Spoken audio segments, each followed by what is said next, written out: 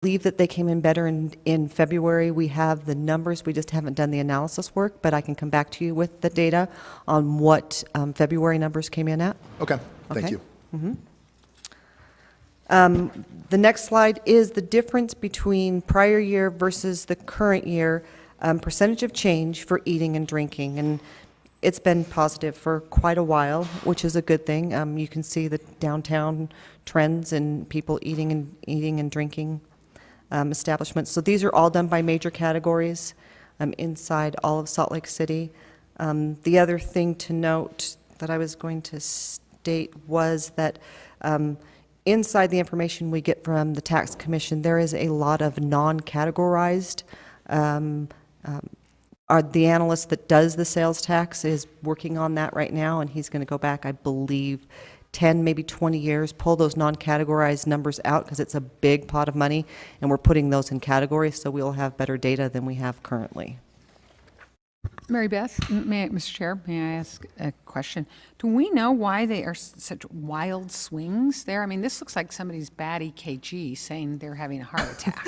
Yeah, sales tax is one of those, it's hard to put a handle on because some people do quarterly taxes, some people do monthly, some people have delays. When they get penalties or somebody goes in and does an audit on them, then you can get all that money in 1 month.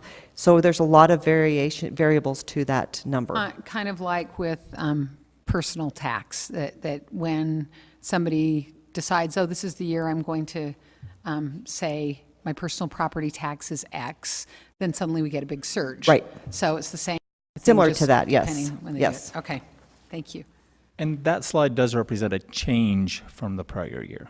So it's up or down from whether the revenues are up Prior or year. down from the prior year. The next one is the same slide, just for retail motor vehicle. On the first slide that I showed you in sales tax, you noticed that eating and drinking and retail motor vehicle are two of our highest revenue generators as far as sales tax is concerned. So I kind of just wanted to show you the percentage of change over the last 3 years. The last one is wholesale durable goods. These are the wholesale durable goods, and this is also a large revenue generator. So these three are the three large generators. The next slide is parking tickets, and parking tickets are going to come in at budget, and we have budgeted pretty close to budget for next year as well. Mary Beth, could I back you up one? Sure. I think Lisa and I were just remarking how we kind of love these charts. These are really fun. And I'm noticing how there seems to be an inverse between motor vehicle and wholesale durable. And I know if I bought a new car, then I probably wouldn't go buy a new refrigerator that month. But as to the predictability, I wondered if you have noticed that they are inversely associated. I haven't noticed these two particular, but what I would say is it happens, the trend is significant when we hit a recession, where eating and drinking significantly goes down and groceries go up. So you can see that trend for sure. So groceries now have stabilized. They used to be really high when we were in the recession. They came down, and eating and drinking establishments came up. So you do see that direct correlation between those two, but I haven't even thought about that here. That's an interesting thing. Okay, thanks. So now I've lost my train of thought, so it's okay. Sorry about that. Parking tickets. So parking tickets are going to come in at budget this year. The parking tickets that we are receiving actually are increasing, which is a good thing. For 17, they're bringing in a little bit more. They started in February.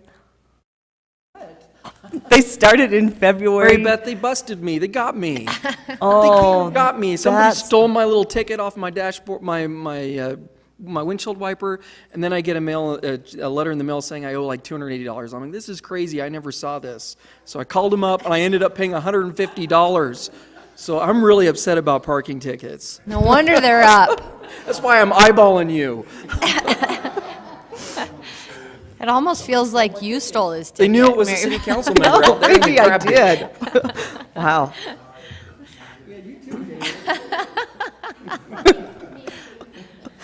Thank you for making me laugh. It happened to you too?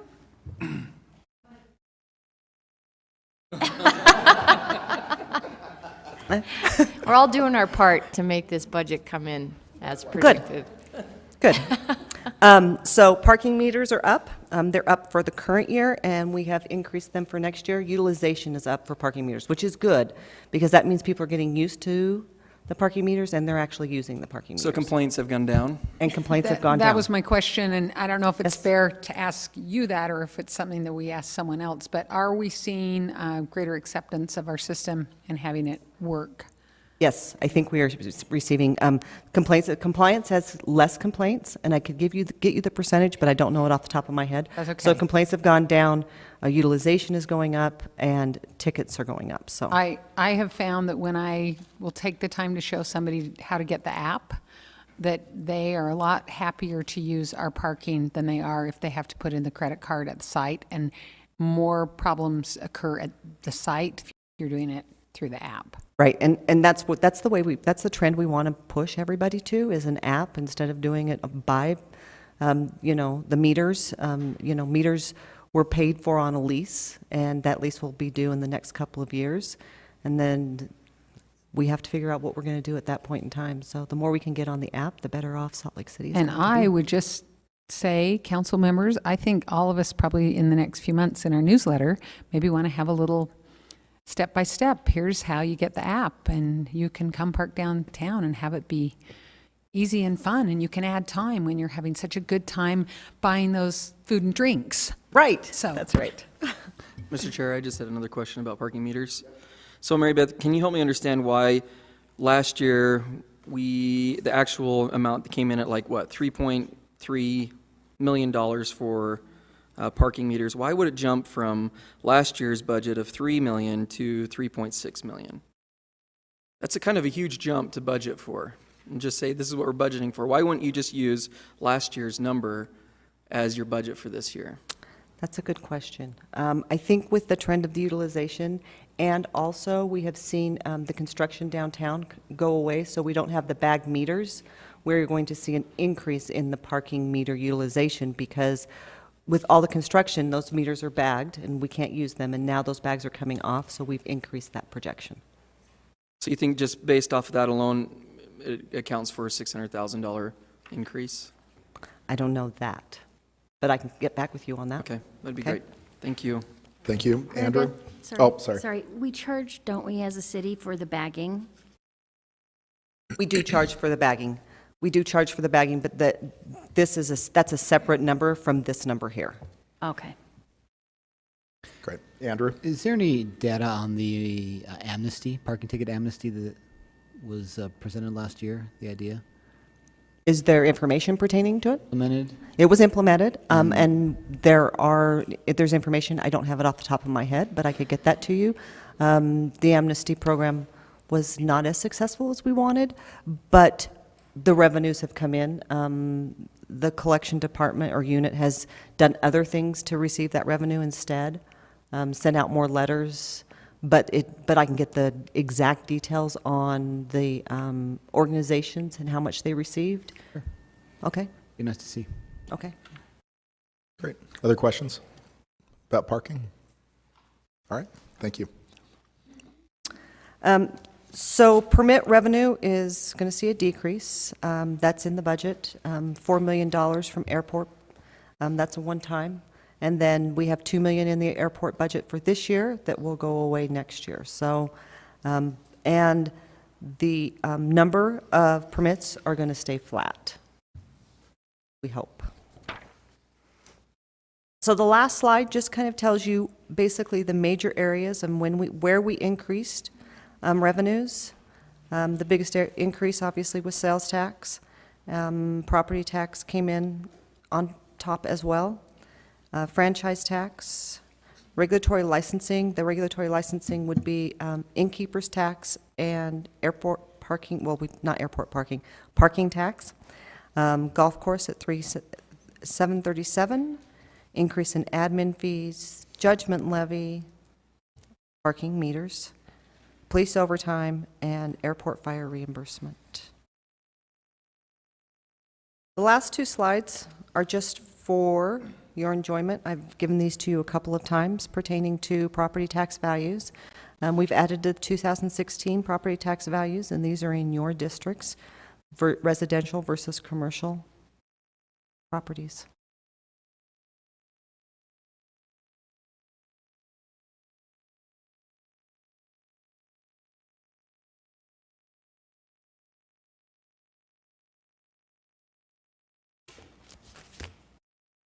Okay, any questions? Andrew? This might be a lot outside the scope of what we're talking about, but I'm also interested in hearing about the impact of the impact fee moratorium on the number of permits and the cascading effect on the budget long term. And it might take a couple of years to get there to see what the impact was. Is that on our radar at this point? It is on our radar as well. Yes, it's one of the things that, so permit revenue came in well, or was coming in well. So we are starting April projections right now, and obviously, we still had permits. The moratorium lasted till April 20th. But it is on our radar to see how much the permits decrease, and the revenue will decrease as well. Well, because one of the theories was if you were to sacrifice some pennies for a lot of dollars later on, meaning we don't charge a lot of impact fees and you stimulate a lot of growth and permit action and building, you'd see a dramatic increase, and then it maybe delayed for a couple of years, but definitely coming in. And it'd be nice to see if that's actually true for us as a body going forward about how do you use it effectively to stimulate the economy. Right, that's a great idea. Okay, other questions for Mary Beth? All right, thank you. Let me do yours. All right, now we'll hear about the budget. Maybe if I can figure out how Maybe. to make this Flip over. broadcast up there.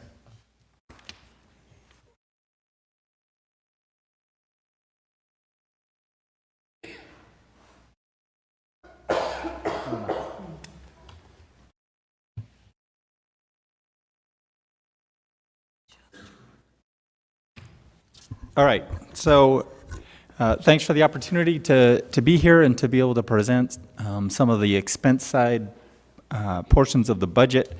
I look forward to being able to be here with you as we go through this in a more in-depth review over the next couple of weeks. And so I'm going to just give you a few overviews to be able to do that. Just a quick reminder of some of the timelines associated with us as we prepare the budgets. Some of the departments, mostly the airport and public utilities, begin the budget process as early as November, beginning to prepare the budget for each new fiscal year. The general fund budget work begins in January. We start with revenues, go through the projections that Mary Beth has just gone over with you. Then we work towards the expense side, and then finalize by being able to balance the budget. It's a long process. It requires a lot of different hours, and it's not just a process that I do alone, so I want to thank all of those that help and participate with that. It's across all of the departments and throughout the city, people who come and support and help prepare this balanced budget. So, next. So as we move from the revenue that Mary Beth just talked about, you can see that there was a lot of positive associated with the revenues. But this was really needed because, as you remember, in FY 2017, we had a large portion of the budget that was funded through one-time revenues. So the increases in revenues that we're seeing, we're able to cover a lot of those one-time revenues that we used last fiscal year, or during the current fiscal year. So in spite of those increased revenues, as we prepared the budget, we asked each of the departments to come forward with their top 3 initiatives for the budget, to bring those, but to also come with how they would fund each of those initiatives from within their own budgets, to kind of give us an idea of what are some of the cuts that might be able to take place, as well as those things that were needed. As departments brought forward their initiatives, those initiatives totaled over $10 million. Still not working.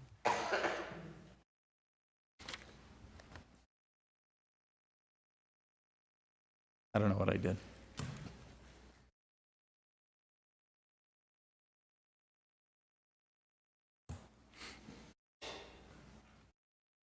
Council members, do you have your your It's working now. staff packet in front of you? There we go. Okay. Okay, good. Go to the So I was next gonna say, slide. you So can slide move number forward. 3. As you can see, the overall proposed budget is $1.64 billion. That is billion with a B. A large portion of that obviously comes from the airport, and especially from the airport terminal redevelopment program. So just a reminder of that program, and that is included in the total numbers as you look at those from a citywide perspective. The TRP budget increased by $528 million. Public utilities also had some larger increases due to some infrastructure projects that they have going, and those are close to $12 million. But the general fund itself also increased by approximately $12 million.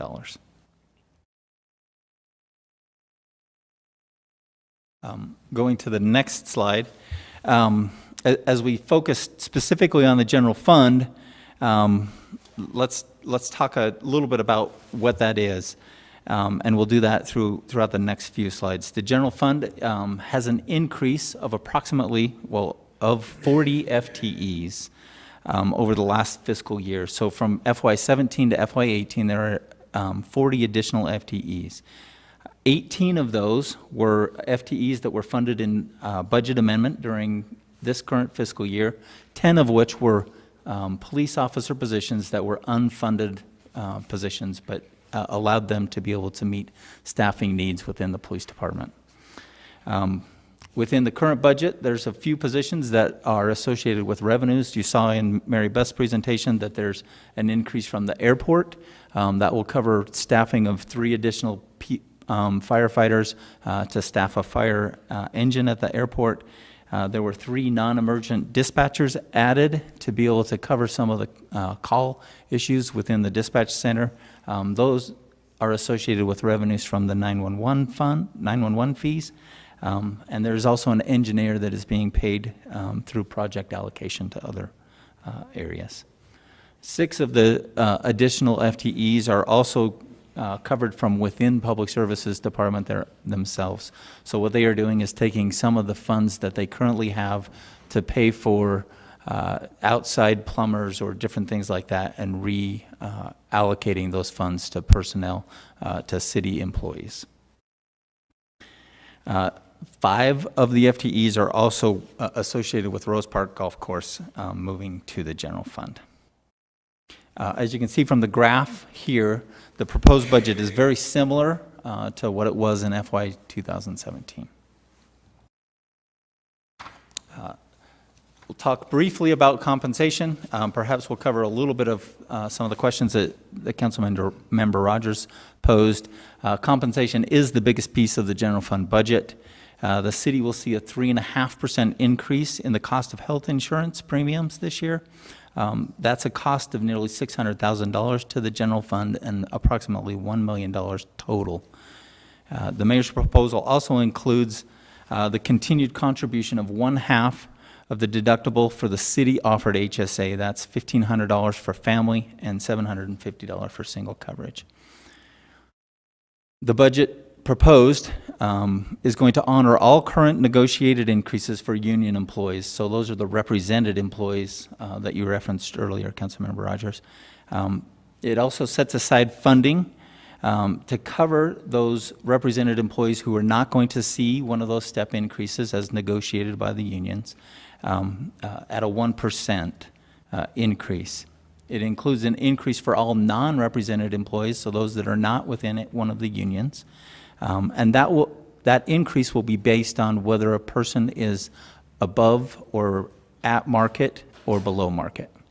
Cindy, do you have a clarifying question? John, will you help us back up just a little bit on the union raises that are budgeted for? You said all currently negotiated, and the city hasn't concluded the negotiations for this year. So is this what the administration is proposing to the unions, or is it what was negotiated in another year? I guess I should look at Patrick Yes. too. So just to clarify for the record, we know that negotiations are usually not done by now. Right, so this is, I think what John is referring to is what was previously negotiated. So the step increases the unions negotiated at a prior time that are due this year. And those folks, we're proposing those individuals who are not, sorry, Julio, are not due those step increases that were negotiated before would get a 1%, and that 1% is part of the ongoing conversation with the unions. I found the information I think you were asking for, Councilman. Okay. So depending on the union and the job series, as Cindy mentioned, prior negotiations have outlined a certain pay frequency or pay increase frequency. So for instance, if you are an AFSCME employee in a job series 1, you have an entry rate that you receive when you start working. And then at year 1, you get a 12.5% increase. And then year 2, you don't get an increase. In year 3, you get a 15.8% increase, and then you top out. So for AFSCME Job Series 100 employees, they top out at 3 years. For 200 employees, they top out at